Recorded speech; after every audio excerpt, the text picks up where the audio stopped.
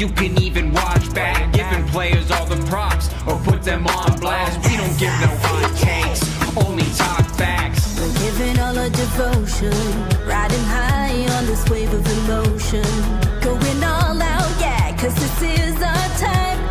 No, ain't no stopping us till we reach the finish line. All in, we came here to win. We're gonna give everything. S-I-C-K on the run. S-I-C-K, sick, sick. On fire, we're ready to fight. We'll bring the house down tonight. S-I-C-K on the run.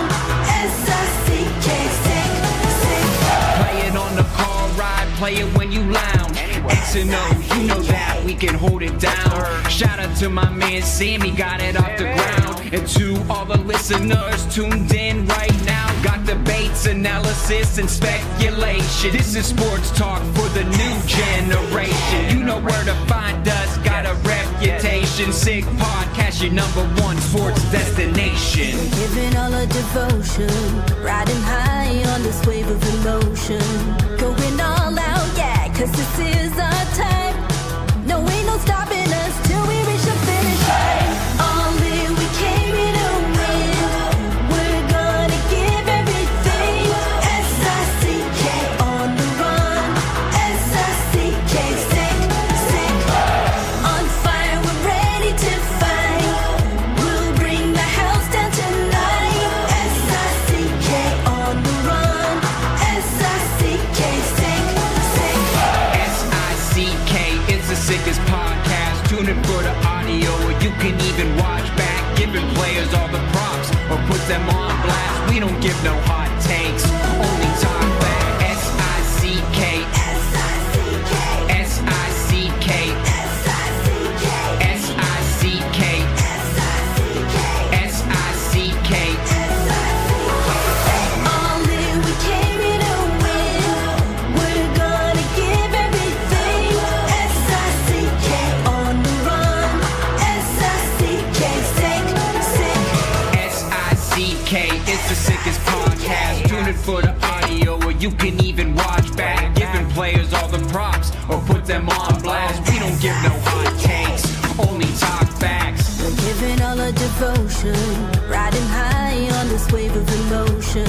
Going all out, yeah, cause this is our time. No, ain't no stopping us till we reach the finish line. All in, we came here to win. We're gonna give everything.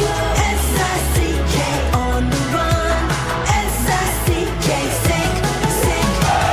On fire, we're ready to fight. We'll bring the house down tonight. S-I-C-K on the run. S-I-C-K, sick, sick. Play it on the car ride, play it when you lounge.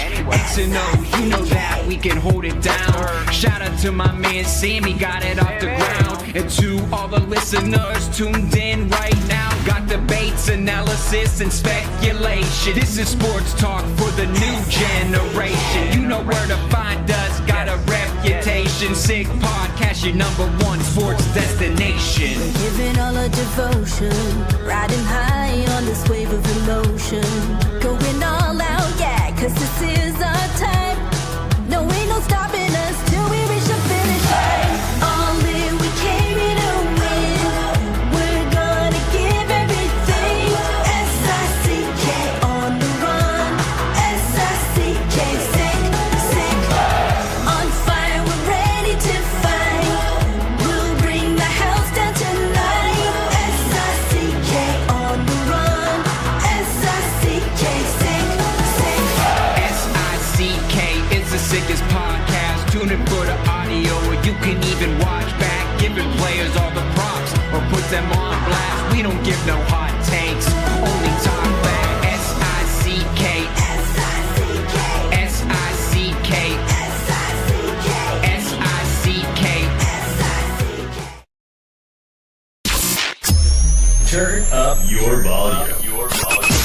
Because you're about to listen to The Sick Podcast. Bruins Vibes.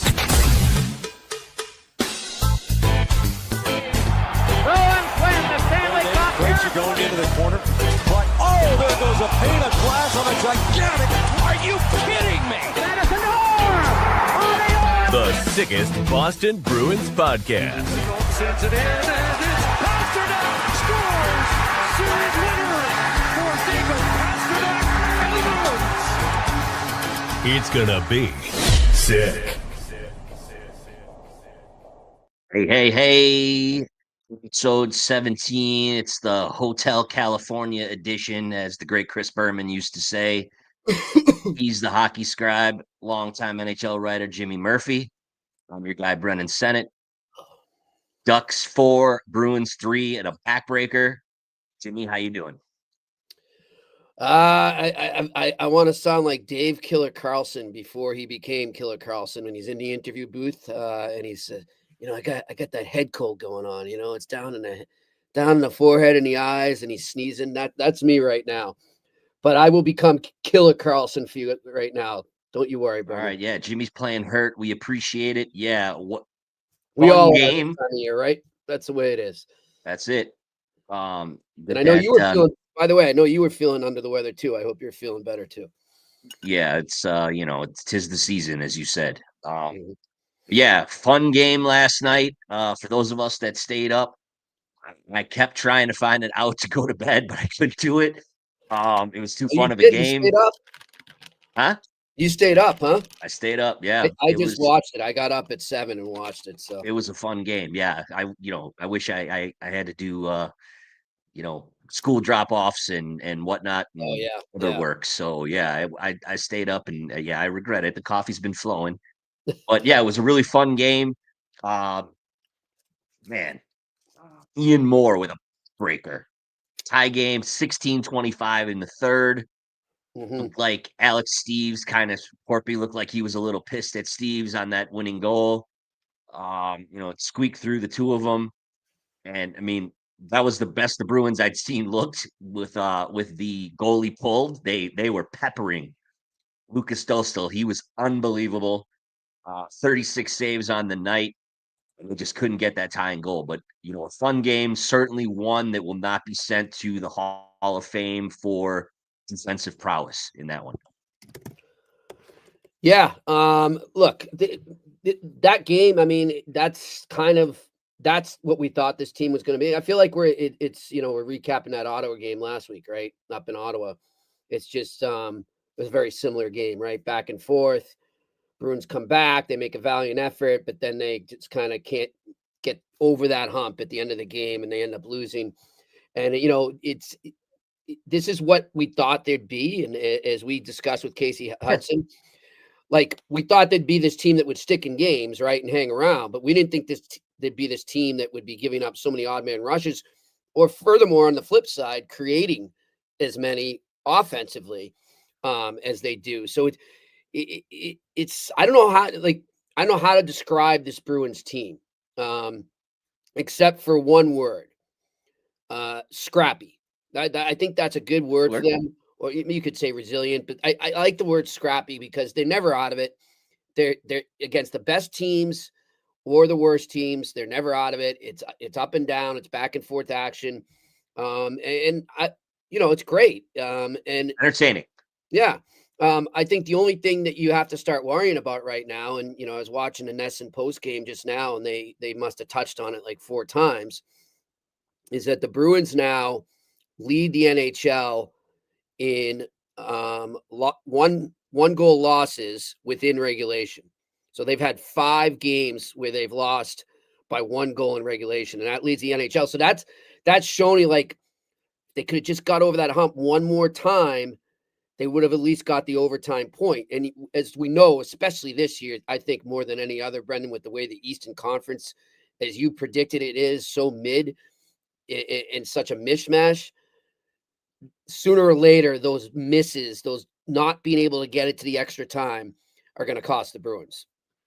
But as we said from episode 1, honestly, this is what you want, Bruins fans. Exactly.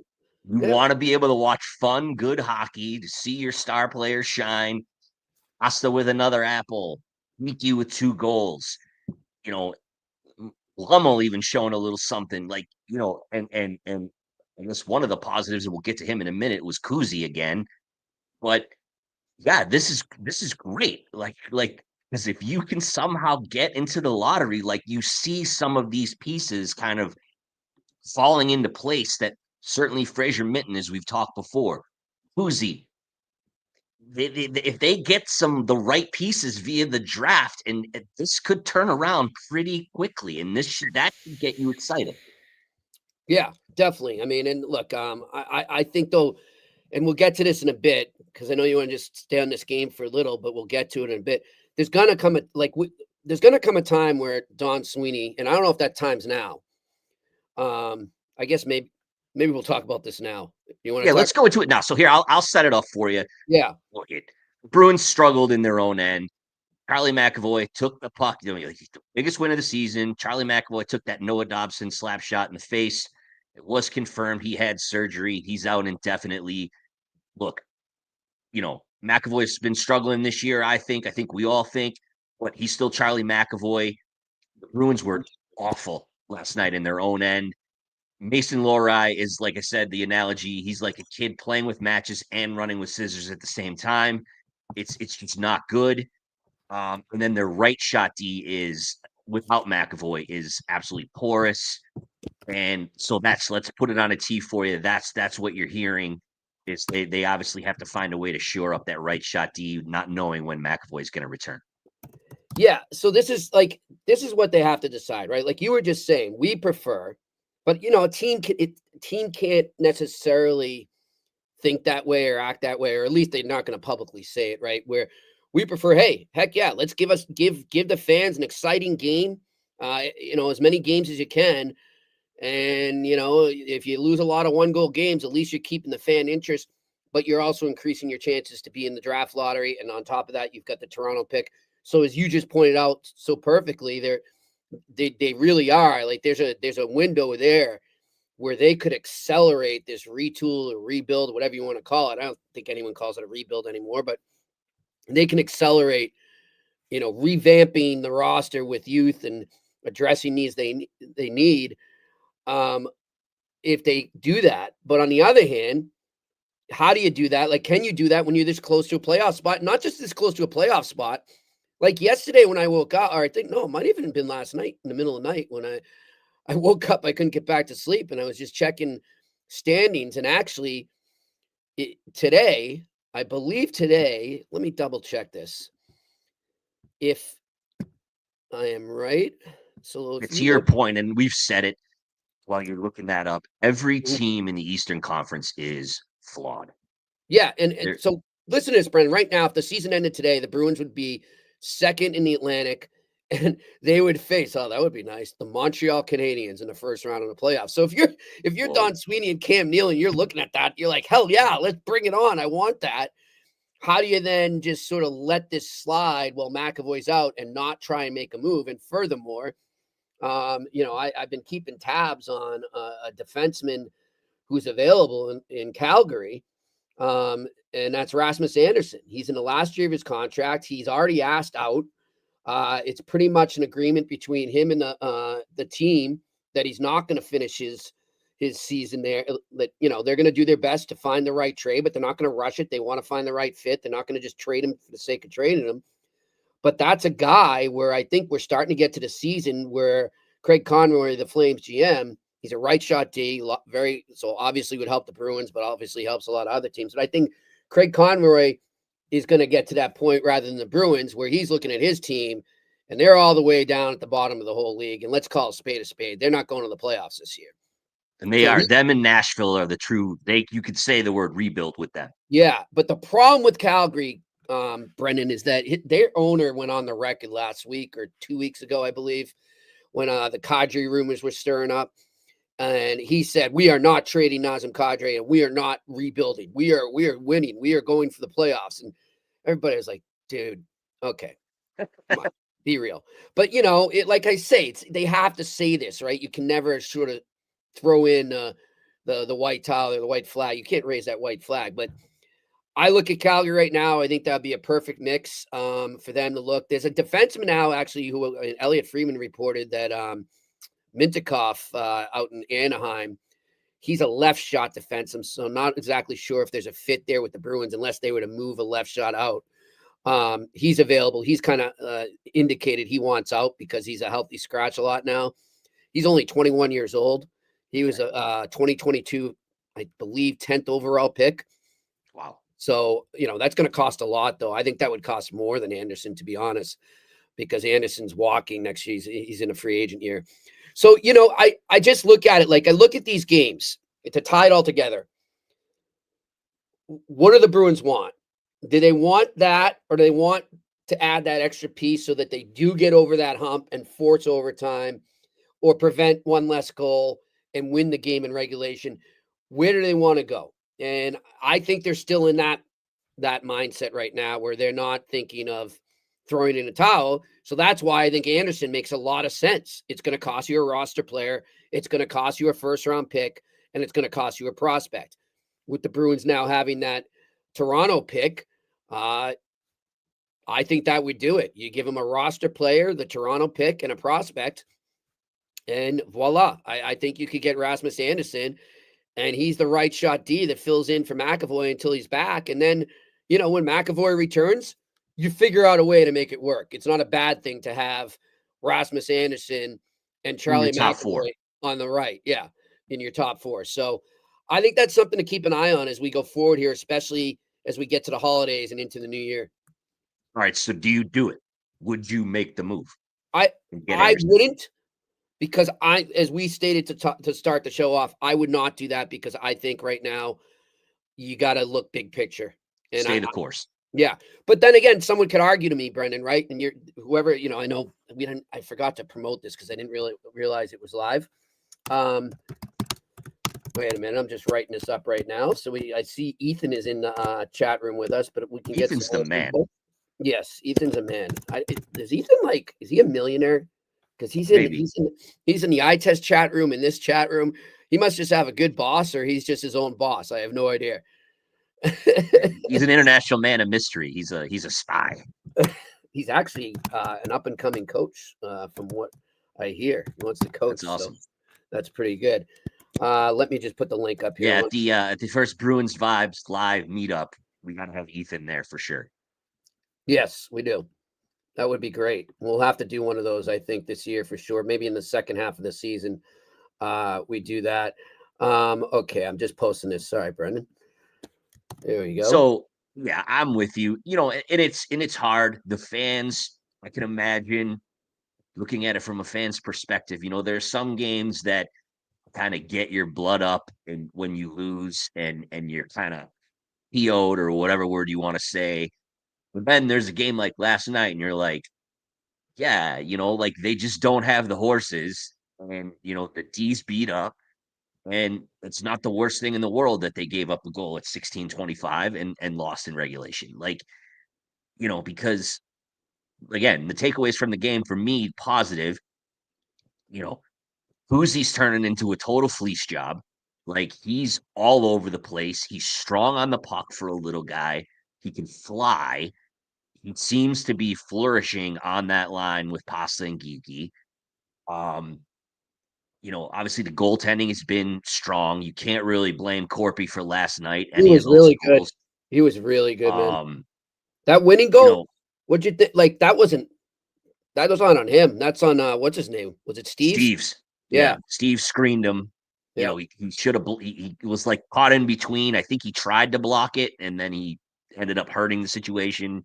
That's kind of one of those, puck luck type of things, but didn't go the Bruins' way, and that happens. I mean, that's one of those games in 82. You win some, you lose some. You know what I mean?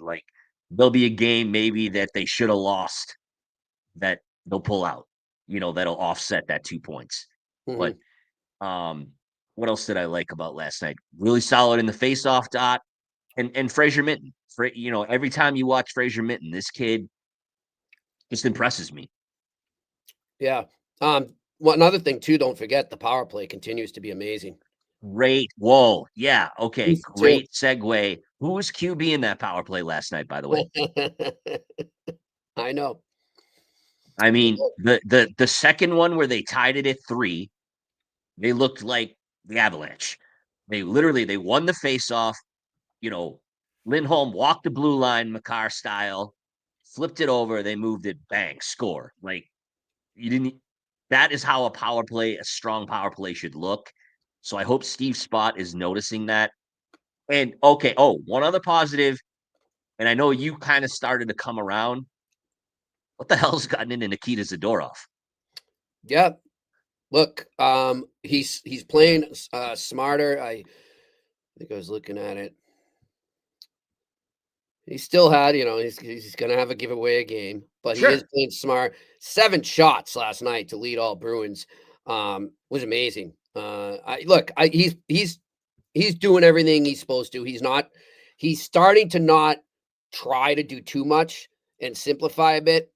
And I think the takeaway per game will go a giveaway per game. That will disappear. If he keeps whatever he's doing right now, keep doing it. Because I'm with you. I am starting to come around on him. I don't think on a contender that he's a top pairing guy. I think you can agree with me on that, Brendan. You might squeak into a top 4. He could if squeak he into fully a top 4 blossoms. if he's playing like the way he's playing. Yes, but all I'm saying is he is now. He's gonna be a top pairing likely for a while now with McAvoy's injury. That's just the way it's gonna go. This is his time to shine and prove the contract is worth it. Exactly. And look, I think that he's done a good job.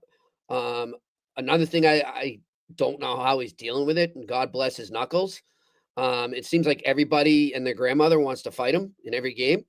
It's like it's like every team comes in and says, "All right, who's fighting Zadorov today?" And it's like he's not out there looking for it either. No, he's not. What I would like to see him do, and the big bad Bruins fans are going to call me a wuss for saying this, is maybe say no and dupe the opponent into dropping his gloves so they get the penalty. And they go out for 2 and get the Bruins a power play. That's something where maybe he could take advantage of this, is that if everybody's gunning for me to get in a fight with me, I don't have to fight. Nobody's saying I have to do it. I've proven that I'm one of the toughest mofos in the NHL. Why don't I draw a penalty for my power play for my team? Yeah, and maybe as he, and hopefully we all hope this, he's going into the Zdeno Chara laboratory after practice or before practice. Maybe that's something that Z teaches him, like, hey man, your presence alone can set some guys off. And interesting, good segue. And I thought of this, and I noticed it in the Montreal game. When he cold clocked Jack Guy, guys in the NHL are scared of Tanner Janelle.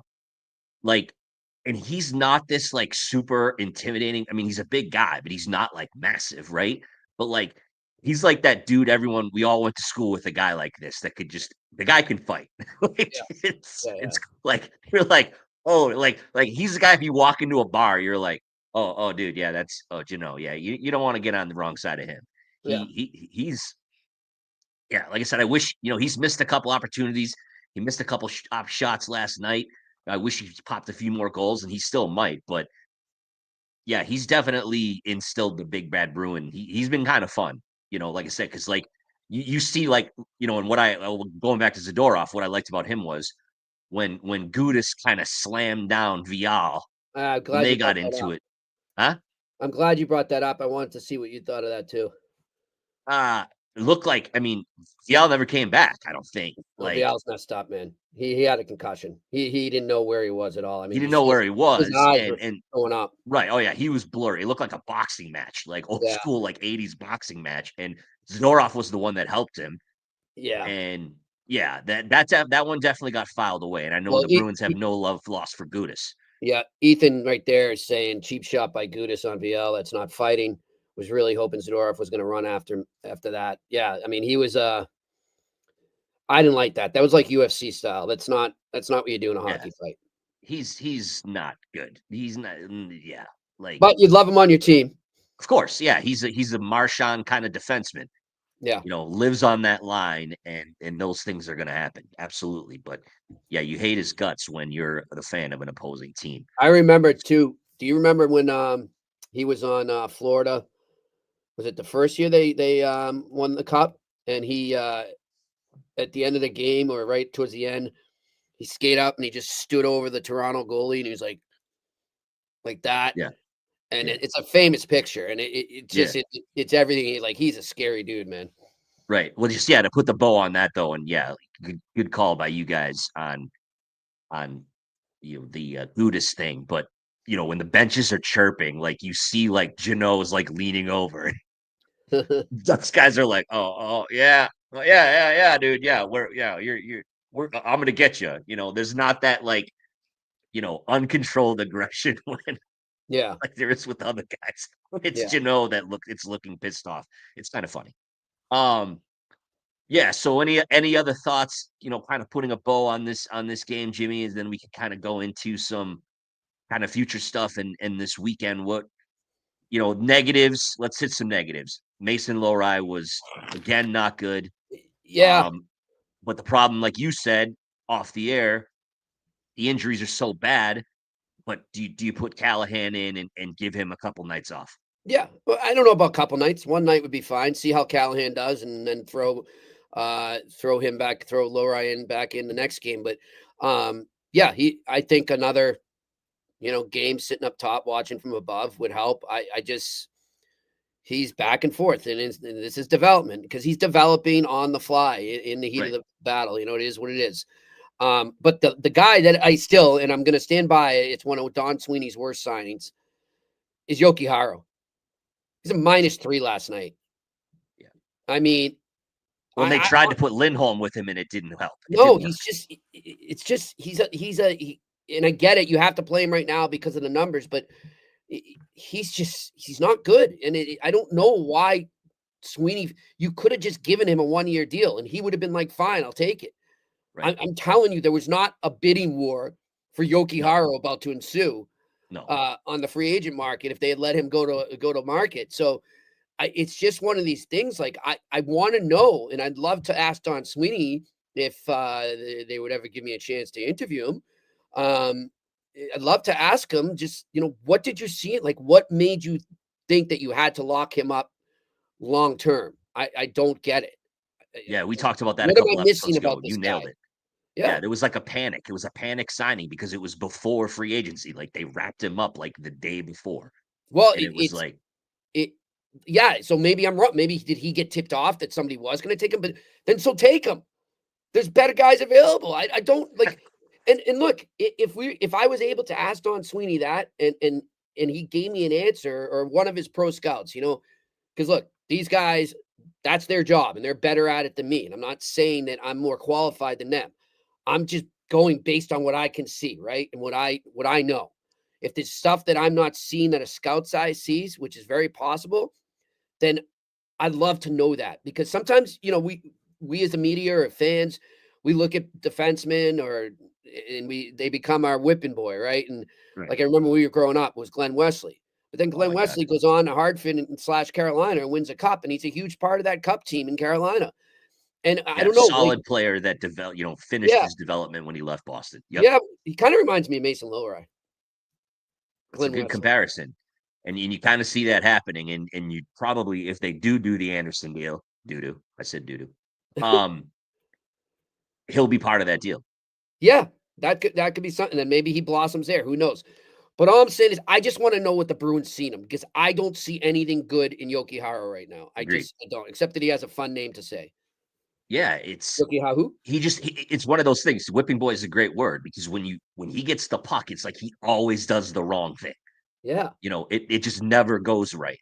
And, you could put Hampus Lindholm, you could put Bobby Orr, you could put Scott Stevens out there with him, and it's still not going to make a difference. Yeah. You're out there naked. So that's the only negative. And I think the other one, like I said, would just be to find a way to get that 1 point at least. They got to start doing that, because as we saw with not just the Bruins in the last week, I mean, I lost count of how many injuries has been to big star players, across the NHL. So that we're getting into that part of the season where it's a war of attrition, and it's only going to get worse. Yeah, because all these games are crammed together, right? Exactly. Like, the Bruins still lead the league in most games played, right? Like, especially then. These guys are out there every night. The skill, the speed, these guys are huge. They could fly, these hits. Yeah, I mean, guys are going to get beat up. So you got to decide: are we gonna go out and get some artillery to get through this storm that we're in right now, or are we just going to let it ride and see where we end up? That's the question the Bruins got to ask themselves. Well, Elias Lindholm is on the trip, so not sure if he's, you hope maybe he plays Sunday in San Jose. I think obviously he'll help. Good two-way forward, solid two-way forward. But I think what could also help is I don't think you can mess with that first line right now of Geeky, Kuzi, and Pasta. I think you got to put Lindholm on that second line until Middlestead is back, and hopefully that he can, and I know he's never going to have the Calgary year that he had again, and he got off to a better start this year, that maybe he can help spike the production on that second line. What do you think about that, Jimmy? Yeah, I think that he was actually starting to do what the Bruins expected he could do before he got hurt. And that's why it was really tough, the timing, because he was playing really well. Yeah, it's not going to hurt. I wouldn't rush him back. I was a little surprised that he's on the trip, but if he gets the green light, then play him. I wouldn't play him against the Kings on Friday. Yeah, that's what I was thinking. The earliest I'd play him against the Sharks. But even if he doesn't play on a trip, it's always good for him to be around the team and kind of feel part of the team and be going through drills with the team. So he's getting back in the groove of it, Yeah, there's worse things to do when you're a married father than going out on the West Coast with the boys. In Cali. Anaheim, LA, Frisco, and then, and then back to New York before you head home. So his wife was probably thrilled when his bags were packed. Where are you going? Oh, honey, I got to go on this trip. We got to have, coach says we got to have some really good practices out there. Sorry. Yeah, exactly. Call the nanny. Have a good one. So, here's money for pizza. Yeah. Well, let's put a bow on this game. Like I said, tough loss, 4-3. Let's get into what you do best, man. Why, I love doing this pod with you. You always, your ears to the ground. Your metaphorical glass is always on the door of GMs and scouts. So what's cooking in the Bruins world and in the NHL hot stove? Well, that's about it. I mean, a lot of eyes are on Rasmus Andersson right now, and as you said, the Nashville Predators are starting to kind of send some vibes out that they're thinking of selling. The St. Louis Blues are in full sell mode, by the way. So not Bruins vibes, just vibes. Yeah, just vibes. St. Louis Blues are in full sell mode. Doug Armstrong's made that pretty clear. There's only about maybe 6 untouchables there. So, the Bruins want to look at that roster right now. I think actually Ethan was mentioning one of the Blues there. Would you look into Kyrou? Yeah, I would. There he is at Russell 55-12. Would you look into Kyrou? I would. I would. I definitely would. He would add some speed and scoring. Definitely. I mean, if you're looking at the top 6 right now for the Bruins, I'm just looking at what they had last night. So you had the first line was Geeky, Huzi, Pasternak, Steves, Zaka, and Blumel on the second. I mean, I'd rather Kyrou instead of Steves or Blumel on that second line. So yeah, how about Kyrou, Lindholm, someone on the right? Yeah. That's I think Lindholm's probably going to slide back into the 1C when he comes back. So I think Huzi would drop down to the second line. So then maybe you put Zaka on the left wing, Huzi in the center, and then Kyrou on the right. And then you drop Blumel or Steves. I don't know. You put them somewhere in the bottom 6. Well, then you got to factor in when Arvidsson comes back. And I know you said you think that's a groin, so that might be a bit. It might be into mid-December before he's ready. I'll tell you this: St. Louis isn't just looking for full-out futures. I think they want roster players. Yeah, we'll have to see. So that's a team to keep an eye on right now. I think another team, trade-wise, I don't think it's ever. I think they've learned their lesson, and considering it's in season and the division rival, and they're both in the playoff hunt, is the Maple Leafs. I don't think the Maple Leafs and Bruins are trading again, but the Maple Leafs are going to make a deal soon. I'm telling you, something's going to happen. Desperate times. Yeah. Yeah, they got to try to save their season. They should never trade with the Boston Bruins again. Like, they got fleeced, eh?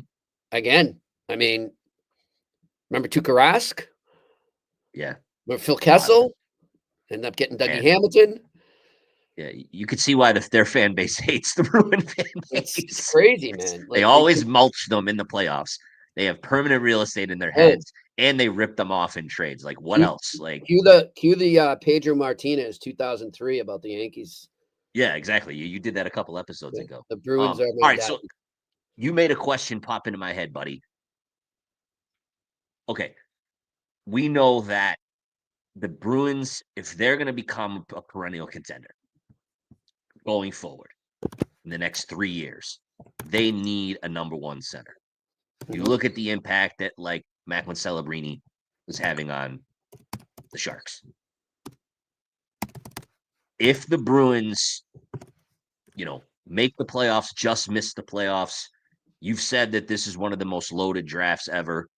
Let's say the Bruins draft 20th. Could they still get a number one center in that draft? I believe so, but I can't give you names right now because No, I'm not saying names. I'm just saying from what you hear from the scouting. Based on what I talked to amateur scouts and then to my teammate for the eye test, Pierre McGuire, who's very tapped in on the amateur side. I mean, Pierre continues to tell me, he's like, Jimmy, this draft is going to be the next best thing to 2003, which, as we all know, was an amazing draft. That's when the Bruins got Patrice Bergeron in the second round, by the way. Who'd they take in the first round? Refresh my memory. I need the coffee. What the hell was his name? He didn't fare too well. He not with the Bruins. Did he ever have a decent career? Let's see. I don't know if they had a first round. Oh, they did. Oh, actually, no, he was good. He was solid. It was Mark Stewart. Okay. Who they eventually traded the Stanley Cup year, and I think did he go to? He went to Atlanta, didn't he? In the deal that got them Peverly, who played a huge role in the Bruins Cup run. Yeah. Mark Stewart was a good soldier, so no, they did well. I mean, that guy was a good bottom six defenseman, steady, physical. Was that O'Connell or Chiarelli? Good locker room guy. That was O'Connell. Okay. Chiarelli came in 2006 or 2005 actually. That's right right. after the lockout. Yep. Man, you're like an encyclopedia for this stuff, bro. Jeez. That's when it went O'Connell, and then Gorton was the interim, and then Chiarelli couldn't become the GM until after the draft. But somehow the Bruins still landed Zdeno Chara. Did I dream this? Did I? By the way, I love Jeff Gorton, but for all the Bruins fans out there that still say he was the one who orchestrated Chara to the Bruins, let's be real. I mean, your next GM is waiting to come in. He's the assistant GM of the Ottawa Senators, and you sign like the top guy in the free agent market who's coming over from the Ottawa Senators, and you're going to tell me that something wasn't going on behind the scenes there. Yeah, it looks like a duck, right? I mean, come on.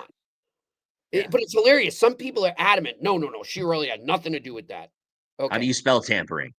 Yeah, okay. If you believe that, I've got oceanfront property in Nevada to sell you. How's that sound? Nice. There you go. Can I get a good deal on that? Yeah.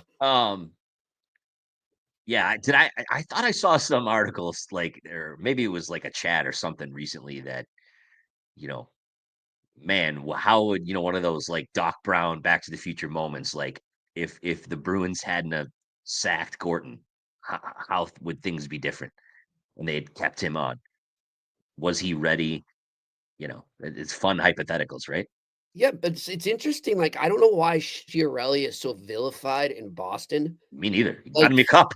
He got him their only cup since 1972. Yeah, and he got him, and he got him, and he put together a team that then went to the Stanley Cup and went to Game 6 in 2013.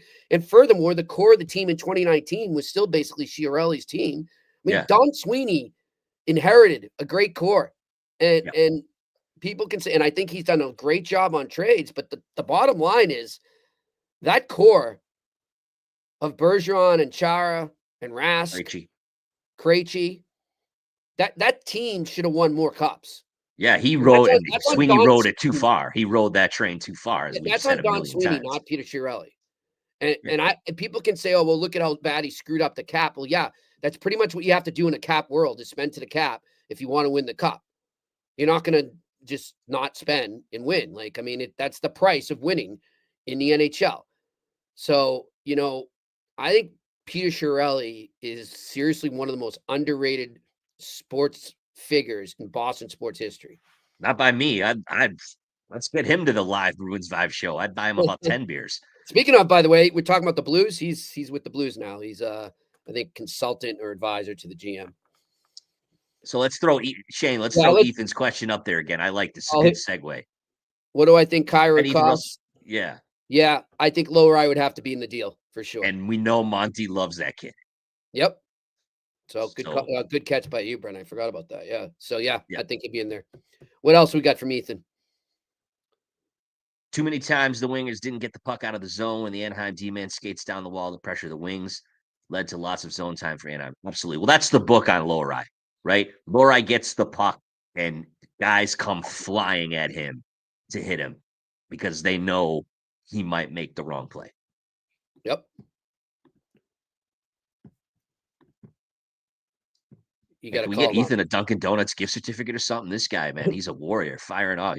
He's more awake than I am right now. Yeah. You gonna call us? Anything else from Ethan? There. No. So that's it. All right. Well, I think that's about going to wrap this episode up. Solid recap, Jimmy. Any further thoughts? Any stuff that you're working on? Bruins, obviously that long trip from Anaheim to Los Angeles, that long bus ride. You just got to hope that they don't have, no LA flu. That could set things back. They don't have time for that, Brendan. They only have one day off in between. That's another thing. You were talking about the schedule being nuts. I don't remember seeing the Bruins do that California trip without having either 2 full days off heading into it or 2 full days off in it during the trip. They're going every other day on this, and that's going to wear on them, man. Like, I'll tell you, for you bettors out there, let me pull up the schedule. Well, while you do that, I mean, we talked about this. This is a winnable game. The Kings struggle at home. They're like the Rangers West. This is the game. If the Bruins are going to get 2 points, they really got to bring their A game. And by the way, another thing too, that's another good key. The Kings are playing, as we record this is Thursday. The Kings are playing at San Jose Thursday night. So they're coming home after a long trip. It's not just the Bruins getting screwed by the schedule. Yeah, every team is. Yes. The Kings just come off. Let me just double check this. This is an interesting thing. You don't see this either. So the Kings have been on the road since November 9th. All right. They were at Pittsburgh on November 9th, at Montreal, November 11th, at Toronto, November 13th, at Ottawa, November 15th, at Washington, November 17th. And then they go to the Sharks on today, which is the 20th, right? And then they come home and have to play the next day. And so this is there's no such thing as a lock, but this is a winnable game. This is the schedule gods handing one back to the Bruins, being like, all right, listen, we screwed you. Now we're handing Monday. it back to you. Yes. Okay. So here's 2 spots I'm saying. That's a win. If you want to get, and usually you factor in too, Brendan, I think it's known, it's not just in hockey, in most sports, when a team comes off a long trip, they're very flat in that first game at home. First game, yep. Right? So you factored in, as you pointed out, with the Kings' struggles already at home. And you were talking about how the Bruins, who are you talking about there? Hampus Lindholm wanted to get on the road, get away from the daily rigors of being a dad or whatever and being around the wife. That's another thing people don't understand. These are humans. It's good that you point that out. So now you got all these Kings players coming home, and that the wives are like, all right, honey, well, I've been taking care of the kids. I'm going out with the ladies. You're on baby. 100%. The tail end of the Bergeron Krejci core, the Bruins team stunk first in those game kind of games. Yep. The older veterans, they all had kids, right? And right? Like as soon as they were getting back from practice, the wife was like, I'm out of here. Have a good one. Speaking of older players, look at the Kings roster, because I was just writing a story on Ken Holland. I talked to Ken Holland the other day, all those guys. If you look at their roster, I think I saw they only have 3 players on the roster under the age of 25. So that's a very veteran-laden roster. Bet the heck out of the Bruins tomorrow against the Kings. There's your lock. Oh, man. Don't come find Jimmy if this goes south, but I'm with you. Bruins should be licking their chops. At least in the first. How about this? At least in the first period. Okay. Bet the first period because you're gonna get the Bruins are gonna be dogs no matter what for the game and in the first period. You'll be getting plus money. So Well, that's a great bet right there. First period Bruins money line. all right, so I'm gonna put the cherry on top. I'm gonna agree with you now 100% because this thought just popped into my head. Marco Sturm's gonna have those boys ready because he was in the Kings organization. Like that's gonna be a big game So for him. It's almost like a homecoming. You just coming up with reasons after reason after reason there. And thank you, Ethan.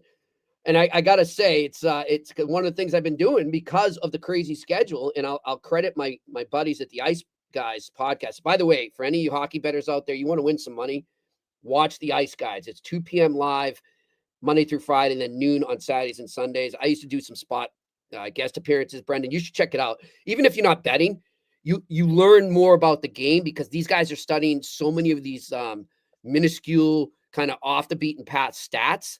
So check them out. But anyhow, there we go. There's your lock. And I gotta record another podcast, Brendan. Yeah, just give me 1 minute here. I'm gonna save this for everybody. I'm gonna do my Thanos.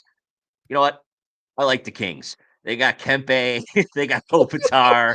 RC Kemper will probably stand on his head. Quentin Byfield's blossoming.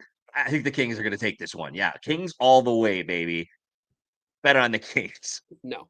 See what I'm doing there. Yep. Anyways, all right, let's put a bow on this one. Jimmy, thanks for being here, buddy. Like I said, I know you're slammed. You're heading out of the country. We got to map out what we're doing next week, this afternoon. That should be fun. Yep. Hope you feel better. Thanks to producer Shane in Montreal. You're the man, brother. Thanks for getting us that link and helping us out. Ethan, thanks for joining us, buddy. Again, at the live meetup. You're drinking on my dime. And yeah. Bruins lose 4-3. Tough one. Back at it tomorrow in LA. I'm Brendan. He's Jimmy.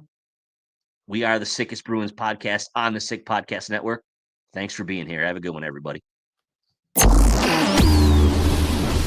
And that's a wrap. Hope you don't miss us too much until next time. Follow the Sick Podcast Bruins Vibes on YouTube, Instagram, Facebook, Google Play, and Apple Podcasts.